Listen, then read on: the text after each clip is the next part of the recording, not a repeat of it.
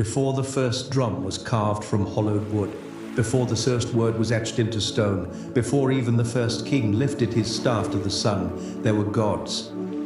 Not gods of distant skies, not beings locked in pages of forgotten books, but forces older than fire, voices deeper than the roots of baobab trees, names whispered through river wind and carved into the rhythm of rain. These were the gods of ancient Africa. The cradle of humanity is also the cradle of divinity across this vast continent. Long before borders, empires, or even language as we know it, people lived in a world alive with sacred power. A world where the Creator walked beside the people, where the sky had a voice, and the earth was a mother who remembered every footstep. Some were gods of balance and truth, others of chaos, birth, death, and rebirth. Some spoke through thunder, others in silence. They did not wear golden crowns or ride flaming chariots. They were woven into existence itself, in the stars, in the soil, in the blood of ancestors. Their stories were not written. They were sung, danced, dreamed, passed from grandmother to child, from priest to initiate, from flame to ash to breath. And though centuries of conquest, colonization, and conversion tried to silence them, these gods never disappeared. They transformed. They traveled into the Americas, the Caribbean, the diaspora. Today they live on in altars in Benin, in chants in Bahia, in offerings left on Havana streets, in whispers carried across the Atlantic. This film is a journey back, not just through time, but through memory. Through the oldest divine spirits who shaped not only Africa, but the very soul of humanity. 6 gods, 6 worlds, 1 origin. Let us remember the gods who first remembered us. Maat, the goddess of cosmic order, ancient Egypt. In the land of pyramids and sun-born kings, before temples reached toward the stars, there was Maat, the first breath of balance, the mother of truth. She was not a goddess of thunder or conquest. She did not command armies or cause the earth to shake. She moved in stillness, in symmetry, in silence. Maat was the force that kept the stars in orbit, the Nile in rhythm, and the heart in line with the soul. Her image is simple, a woman, calm and composed, with a single feather atop her head. But that feather is no decoration, it is the weight of the cosmos. In ancient Egyptian belief, when a person died, their soul passed into the hall of judgment. There the heart, the core of conscience, was placed on a scale, balanced against Maat's feather. If the heart was heavy with greed, cruelty, or deceit, it sank, and the soul was devoured. But if it was light, if one had lived in harmony with others, with truth, with nature, it rose, the soul passed on eternal. But Maat was not only present in death, she was a guide for life. She represented Maat, the living principle of justice, order, and reciprocity. Pharaohs swore to uphold Maat. Farmers thanked her when the floods came. Judges invoked her name before verdicts. To live without Maat was to invite Isfet chaos, deception, destruction. She is one of the oldest deities ever recorded, predating even many of the Egyptian gods we now recognize, and yet Maat did not crave temples or sacrifice. Her altar was the human heart. Her worship was in the way you spoke truth, shared food, gave mercy. Maat reminds us, the first divine law was not power, it was balance, and long before law books, long before the scales of human judgment, Africa knew the weight of a single feather. Amma, the cosmic creator of the Dogon Mali, high on the cliffs of Mali, carved into the rock and guarded by silence, lived the Dogon people, a civilization of sky watchers, mystics, and keepers of one of Africa's most mysterious cosmologies. At the center of their origin story is a god without a face, without a form, yet present in all things. That god is Amma. To the Dogon, Amma is the supreme creator, not male, not female, but a unity so vast, so complete, that no temple could hold its name. Amma did not create the world by shaping clay or calling light into being. Amma created through vibration, through a cosmic rhythm that unfolded like a spiral from stillness into everything. The first act of creation was not speech, it was motion, the rotation of space itself.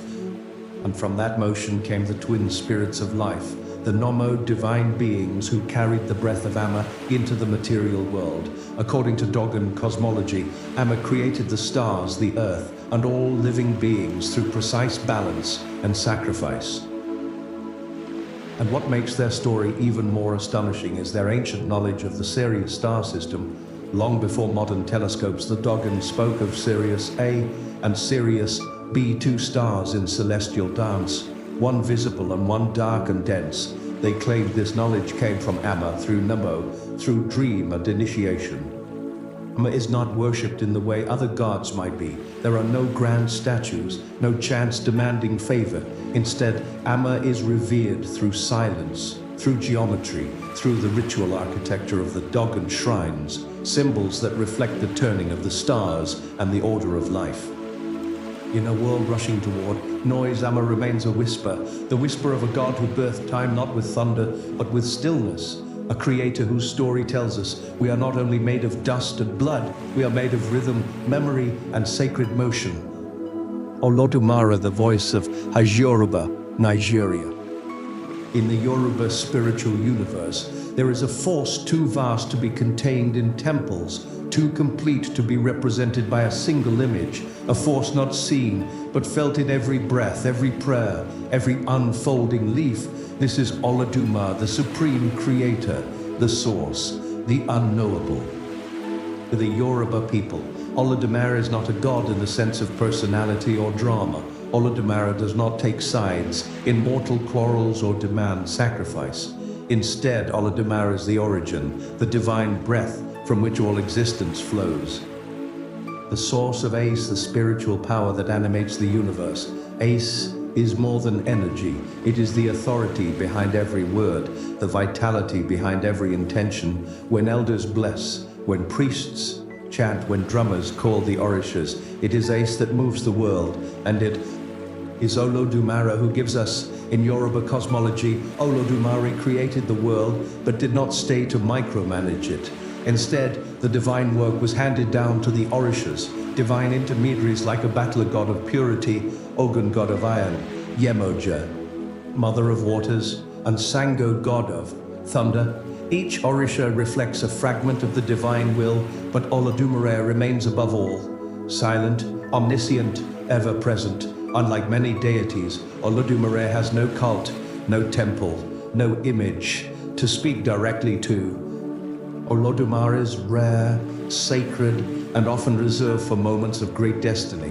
The Yoruba say, you can pray to the orishas, but you surrender to Olodumare. Through Yoruba religion, Olodumare's influence has traveled across oceans into Candabal in Brazil, Santeria in Cuba, and Vodun in Haiti. And though the names may change, the essence remains, a god beyond gods, a force beyond form, in the voice of thunder, in the stillness of dawn, in the simple act of breathing.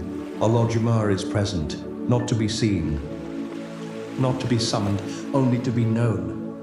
Nyame the Sky Father, Akangana. Look up beyond the clouds, beyond the sun, into the quiet, endless blue. There the Akan people of Ghana say, lives Nyame the Sky Father, the eternal eye who sees all things. Nyame is the creator of the universe, the bringer of rain, the one who gives life and takes it when it is time. He is not alone in this divine work. Beside him is his sacred consort, Asais Ya, the Earth Mother, goddess of fertility, agriculture, and final rest. Together they form the great cosmic balance, sky and soil, spirit and substance, breath and burial, in ancient account stories. Nami once lived among humans. His voice could be heard in the rustle of trees, his hand seen in the arc of rainbows. But as the stories go, the people grew careless. They pounded their fufu too loudly, splashing soup into the sky. They mocked the silence of the heavens. Offended, Nyame withdrew, ascending into the sky. Taking his nearness with him, he left behind his ladder, a sacred tree that once connected earth to the heavens. But when the people failed to honor it, the ladder was destroyed. Since then, Nyame has remained above, distant, but watchful, and yet his presence is still, felt in every drop of rain, in every newborn's cry, in every breath drawn under the open sky. Farmers pray to Nami before planting. Chiefs call on him before judgment. Children are named Nyamaki, gift of God, to honor his role in their birth. His name appears in proverbs, symbols, and daily greetings. The famous Akin Adinkra symbol of Gai, Nyami, except God, represents his supremacy. It adorns cloth walls and skin, a reminder that no power exists except through him. Nyame teaches that the divine can be distant and still deeply present. That heaven, even when silent, is never absent. He is the light before lightning, the breath behind the sky. And though the ladder may be gone, his eyes still look down, waiting for a people who will listen once more. Sambi Mpangu, the Lord of the Infinite, Congo, Central Africa. In the rainforests of Central Africa, where rivers curl like ancient serpents and thunder speaks in ancestral tones, the Bakongo people remember a god whose breath shaped a sea and whose silence holds the stars. His name is Ensdambi, Mema, the unseen architect of all that lives. Sambi MP Pungu is the supreme creator in Congo spirituality, the one who formed the world from sacred nothingness, breathing life into land, sky, and spirit. He is both near and unknowable, vast and invisible, a presence too profound to be captured in stone or song. He is the fire that created time and the silence that cradles it in some traditions. Ensdambi Mpangu is paired with Ensdambichi, the divine feminine, mother of the earth, goddess of fertility and the moon. Together they balance the energies of creation, masculine and feminine, sky and soil, wind and womb. Ensdambi Mpangu is not petitioned like a human king. There are no direct altars carved in his name. Instead, the Bakongo connect to him through Bukulu, the honored ancestors, and through sacred rituals rooted in community, nature, and spirit. They believe that when you speak to your ancestors, you speak to Ensdambi, that when you live with honor, you walk in his light. He is the god of the Kalunga line, the mystical boundary between the world of the living and the world of the dead, a watery mirror. It reflects the truth that life and death are not opposites, but mirrors of the same divine force. To cross the Kalunga is not to be lost. It is to be transformed, to be remembered. Ensdambi Mpangu still speaks today, in the wind that stirs the leaves, in the river that calls your name, in the knowing that comes when no words are spoken. He is not seen, but he is known. He is not called, but he answers. He is the God who made the world and then gave it back to us, to care for, to remember, to return to. Rug, the timeless spirit of the Sierra, Senegal, and Gambia. In the sacred groves of Senegal and the Gambia, where ancient baobabs stand like sentinels and the earth holds the whispers of ancestors, the Sierra people speak of a God whose name is never spoken lightly. That God is Rug. To the Sierra, Rug is not male or female. Rug has no face, no form, no shrine. Rug is not worshipped through statues or summoned with chants. Rug is felt. Rug is felt. Rug is the name itself is so sacred. Many will say simply, Rug is Sen, the god above, or refer to Rug indirectly as one would speak of thunder or deep sorrow with reverence and restraint. Rug is the source of all life, all fate, all return. But Rug does not act alone. To commune with Rug, the Sierra rely on the Pangul, ancestral spirits who walk between the divine and the human. The Pangul are guardians of lineage, memory, and morality. They live in sacred trees, springs, termite mounds, places where the veil between worlds wears thin. Through libation, prayer, and offerings, the Sierra ask the Pangul for guidance, and through them Rug listens. Every act of virtue, truth, telling, charity, protection of nature is a way of honoring Rug. Every act of betrayal, cruelty, or greed, a distance drawn from the divine. Unlike many spiritual systems that center temples and hierarchies, Sierra cosmology places responsibility in the hands of the living. To be Sierra is to guard the earth, honor the ancestors, and walk in the awareness that Rug sees all, not with eyes but with presence. Rug does not interfere. Rug is not petitioned for wealth or victory. Rug is the force that moves silently beneath all things, the breath behind breath, the spirit behind breath, the spirit behind spirit. And when a Sarah elder passes on, the community does not say they are gone. They say they have returned to Rug. Before there were cities, before borders carved the land, before scriptures pressed words into paper, there were gods. Gods who spoke through silence, gods who moved in wind, in rain, in flame. Gods who shaped the first stories humanity ever told, not for power, not for fear, but to explain what we could feel long before we could name it, that we are part of something vast, ancient, and sacred. These 6 gods, Mahad.